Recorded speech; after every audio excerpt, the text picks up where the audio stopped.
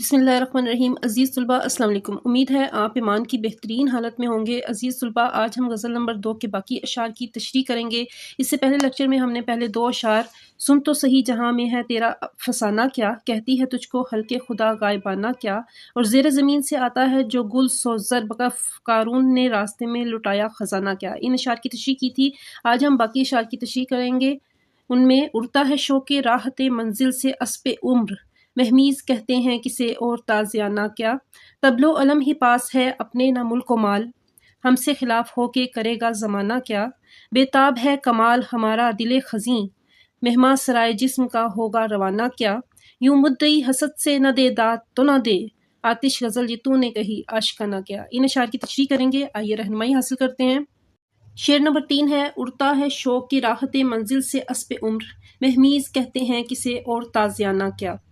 حوالہ شعر اس کا صنف سخن غزل ہے۔ غزل سن تو صحیح جہاں میں ہے تیرا افسانہ کیا، شاعر خواجہ حیدر علی آتش ہیں، ماخذ اس کا کلیات آتش ہے، مفہوم اس کا ہے زندگی کا گھوڑا اسب عمر، اسب کہتے ہیں گھوڑے کو، عمر کہتے ہیں زندگی کو، زندگی کا جو گھوڑا ہے منزل کے آرام و سکون پانے کی طرف میں اتنی تیزی سے سفر کر رہا ہے کہ اسے مزید تیز اڑانے کے لیے نہ تو کسی مہمیز یعنی ایڑی کی چوبن کی ضرورت ہوتی ہے جو کسی گھوڑے کو لگاتے ہیں تاکہ وہ تیز دوڑے، اور نہ ہی کسی تازیانے یا کوڑے کی ضرورت ہوتی ہے جس کو چابک مار کے آپ گھوڑے کو تیز بھگاتے ہو۔ تشریح کی طرف آتے ہیں۔ خواجہ حیدر علی آتش کی شاعری کی نمایاں خصوصیات ان کی آتش بیانی ہے۔ ان کی شاعری بناوٹ سے خالی، سادہ سلیس اور نہایت صاف ہے۔ ان کی شاعری میں فقیرانہ اور آزادانہ شان پائی جاتی ہے۔ وہ بڑی مہارت سے تشبیہات اور استعارات کا استعمال کرتے ہیں۔ شاعر اس شعر میں انسانی زندگی کو ایک سرپٹ دوڑتے ہوئے گھوڑے سے تشبیہ دے رہے ہیں جو تھکتا نہیں، زندگی کو آرام و سکون سے گزارنے کے لیے دن رات محنت کرتا ہے اور اپنی زندگی کے اختتام یعنی آخری آرامگاہ کی طرف فطری طور پر بہت تیزی سے بڑھ رہا ہے۔ انسان کا مقصد تخلیق اللہ کی عبادت اور اس کے احکامات پر عمل کرنا ہے، لیکن دنیا میں آ کر وہ اس کی خوبصورتی میں کھو جاتا ہے۔ وہ اپنی دنیاوی زندگی کے آرام و سکون کو حاصل کرنے کے لیے شوق میں فطری طور پر اپنی آخرت کی جانب زندگی کے گھوڑے کو دوڑا رہا ہے انسان، لیکن اس سے لا علم ہے، خواہشات لامحدود ہیں۔ کسی شاعر نے کیا خوب کہا ہے، رو میں ہے رخش عمر کہاں دیکھیے تھمے، رو میں ہے رخش عمر کہاں دیکھیے تھمے، نہ ہاتھ باغ پر ہے نہ پا ہے رکاب میں۔ زندگی ایک ایسا مسلسل اور تیز سفر ہے جس پر انسان کا کوئی کنٹرول نہیں، وہ وقت کے بہاؤ میں بہا جا رہا ہے۔ شاعر تشریح طلب شعر میں زندگی کی تیزی اور وقت گزرنے کی رفتار کو ایک انوکھے انداز میں بیان کر رہے ہیں۔ عام طور پر گھوڑے کو تیز دوڑانے کے لیے مہمیز یعنی ایڑی کی چوبن کا احساس دلایا جاتا ہے یا اس کی پیٹھ پر تازیانے یعنی ہنٹر کوڑے سے ضرب لگائی جاتی ہے، لیکن جب شوق کی شدت حد سے بڑھ جائے تو ان بیرونی ذرائع کی ضرورت نہیں رہتی۔ شاعر کہتے ہیں کہ میری زندگی کا گھوڑا اتنی تیز رفتاری سے دوڑ رہا ہے، مجھے اسے اپنی منزل پر پہنچنے کا بہت شوق ہے۔ وہ منزل تک پہنچنے سے حاصل ہونے والے آرام و سکون کو حاصل کرنے کا شوق رکھتا ہے، اس لیے اسے کسی بیرونی محرک، مہمیز یا تازیانے کی ضرورت نہیں۔ میری زندگی بھی ایک تیز رفتار گھوڑے پر سوار ہے جو دن رات بغیر رکے سفر کر رہی ہے اور وقت مقررہ پر اپنی آخری آرام گاہ پہنچ جائے گی۔ کسی شاعر نے کیا خوب کہا ہے، لائی حیات آئے کسا لے چلی چلے، اپنی خوشی سے آئے نہ اپنی خوشی چلے۔ اگلے شعر کی تشریح کرتے ہیں۔ شعر نمبر 4 ہے، تبلو علم ہی پاس ہے اپنے نہ ملک و مال، ہم سے خلاف ہو کے کرے گا زمانہ کیا۔ حوالہ شعر ویسے ہی صنف سخن غزل، شاعر اور ماخذ لکھیں گے۔ مفہوم میں آ جائیں، ہمارے پاس کوئی دنیاوی جائیداد، ملک یا مال دولت تو نہیں ہے، بلکہ ہمارے پاس فقیری کی شان و شوکت طبل و علم ہے۔ اس لیے اگر یہ زمانہ ہمارا دشمن بھی ہو جائے تو ہمارا کچھ نہیں بگاڑ سکتا، کیونکہ جس کے پاس کھونے کے لیے دنیاوی مال نہ ہو اسے زمانے کی مخالفت کا ڈر نہیں ہوتا۔ تشریح میں وہی تعارف شاعر کا جو ہے ریپیٹ کریں گے۔ خواجہ حیدر علی آتش کی شاعری کی نمایاں خصوصیات ان کی آتش بیانی ہے۔ ان کی شاعری بناوٹ سے خالی، سادہ سلیس اور نہایت صاف ہے۔ ان کی شاعری میں فقیرانہ اور آزادانہ شان پائی جاتی ہے۔ وہ بڑی مہارت سے تشبیہات اور استعارات کا استعمال کرتے ہیں۔ تشریح طلب شعر میں شاعر اپنی فقیرانہ، بے نیازی اور آزادانہ رائے کا استعمال بڑی خوبصورتی سے کر رہے ہیں کہ جب انسان دنیا کے لالچ سے آزاد ہو جاتا ہے تو وہ زمانے کے ہر خوف سے بھی آزاد ہو جاتا ہے۔ شاعر اپنی درویشی اور قناعت پر فخر کر رہا ہے۔ وہ کہتا ہے کہ ہمارے پاس دنیا والوں کی طرح نہ تو کوئی زمین جائیداد ہے، نہ ہی میں کسی ملک کا بادشاہ یا حکمران ہوں، اور نہ ہی بہت مال و دولت کا مالک ہوں۔ میرے پاس اگر کچھ ہے تو وہ صرف طبل و علم ہے۔ یہاں طبل و علم سے مراد وہ فقیری کی شان ہے جو اللہ والوں کو حاصل ہوتی ہے، یعنی میں اللہ کے پیغام حق کا علم بردار ہوں اور اس کا نکارہ ہر طرف پھیلانے والا ہوں۔ میرے پاس کھونے کے لیے کچھ نہیں ہے، اس لیے اگر دنیا والے سب مل کر بھی میرے دشمن ہو جائیں تو میرا کچھ نہیں بگاڑ سکتے۔ بقول شاعر، کافر ہے تو شمشیر پر کرتا ہے بھروسہ، کافر ہے تو شمشیر پر کرتا ہے بھروسہ، مومن ہے تو بے تیغ بھی لڑتا ہے سپاہی۔ اس شعر کا ایک پہلو یہ بھی ہے کہ جو شخص اپنی خواہشات کو کم کر لیتا ہے وہ دنیاوی لالچ سے خود کو آزاد کر لیتا ہے۔ اسے دنیا کی کوئی بھی طاقت ہراساں نہیں کر سکتی، کیونکہ جس کو مال و دولت کی طلب نہ ہو وہ اللہ کی رضا میں راضی ہوتا ہے، وہ اپنی زندگی کے ہر معاملے میں اللہ پر بھروسہ کرتا ہے۔ اپنی زندگی کو مادی مال و دولت، زمین و جائیداد بنانے کی بجائے اعلیٰ روحانی مقصد یعنی حق کا پیغام پھیلانے کے لیے وقف کر دیتا ہے تو وہ زمانے کی مخالفت اور ہر سازش سے ڈر نہیں رکھتا۔ یہ شعر اس بات کی علامت ہے کہ حقیقی طاقت مال و زر میں نہیں ہے بلکہ بے نیازی میں ہے، کیونکہ جس کے پاس کھونے کو کچھ نہ ہو وہ زمانے کی دشمنی سے نہیں ڈرتا۔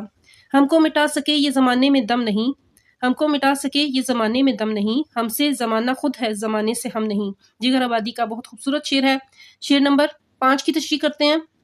بے تاب ہے کمال ہمارا دل خزیں، مہماں سرائے جسم کا ہوگا روانہ کیا۔ حوالہ شعر صنف سخن، غزل، شاعر اور ماخذ اسی طرح سے لکھیں گے۔ مفہوم: ہمارا دل بہت بے تاب اور اداس ہے، کیونکہ روح جسم کے مہمان سرائے سے رخصت ہونے کو تیار ہے۔ یہ جسم ایک مہمان خانہ ہے جس میں روح مہمان ہے اور اپنے اصل کی طرف جانے کے لیے تیار ہے۔ تشریح: خواجہ حیدر علی آتش کی شاعری کی نمایاں خصوصیات ان کی آتش بیانی ہے۔ ان کی شاعری بناوٹ سے خالی، سادہ سلیس اور نہایت صاف ہے۔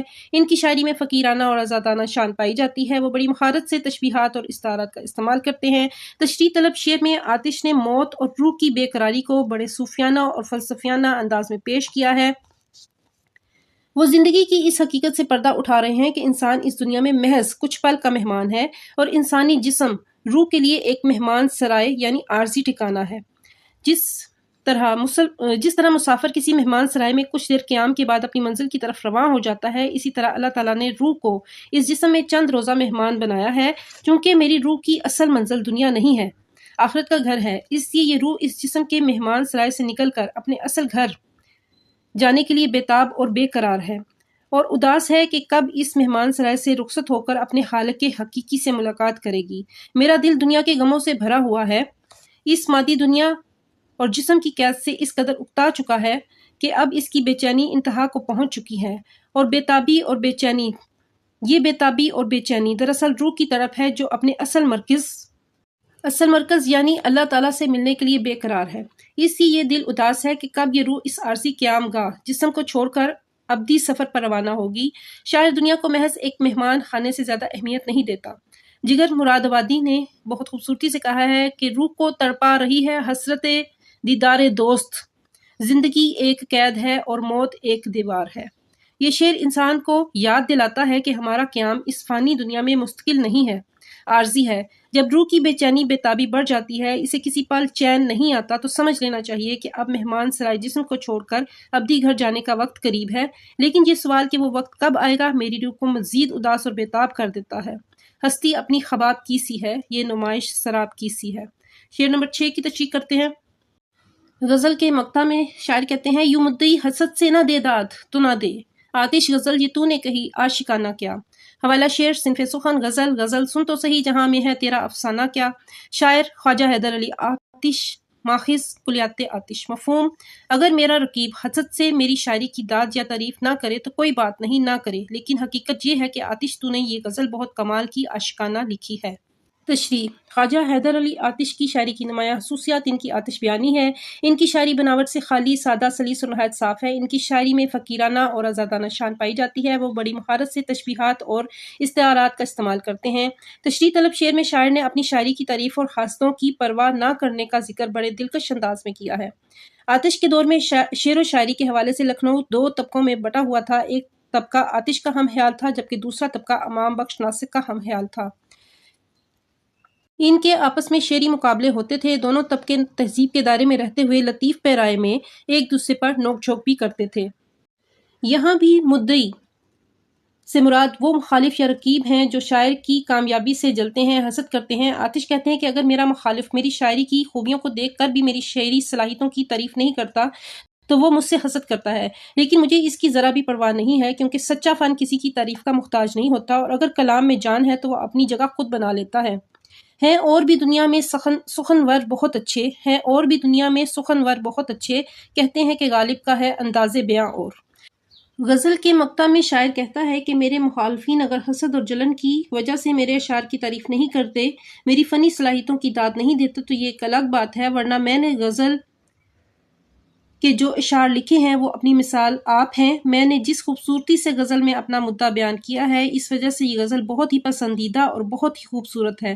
اکثر ہم شعراء ایک دوسرے کے اشعار کی تعریف نہیں کرتے، یہ پیشہ ورانہ حسد ہے، اس سے ان کی اپنی اہمیت کم ہو جاتی ہے۔ اس شعر میں شاعر نے اپنی زبان کی سادہ زبانی اور غزل میں جو تشبیہات اور استعارات خوبصورتی سے بیان کیا، اس کے بارے میں اس کا کہنا ہے کہ یہ اپنی مثال آپ ہیں، اور وہ خود سے مخاطب ہو کر کہتے ہیں کہ آتش تو نے یہ بے مثال پسندیدہ خوبصورت اور دل پسند غزل لکھی ہے، کوئی تمہاری تعریف نہ کرے تو کوئی بات نہیں، اس سے میرے فن کو کوئی فرق نہیں پڑتا۔ آتش اپنے کلام پر خود پورا بھروسہ رکھتے ہیں، اس لیے وہ خود ہی اپنی شاعری کو داد دے رہے ہیں کہ کلام واقعی عاشقانہ اور لاجواب ہے۔ یہ شعر شاعر کا اپنی شاعری پر اعتماد اور فنی مہارت کا اظہار ہے۔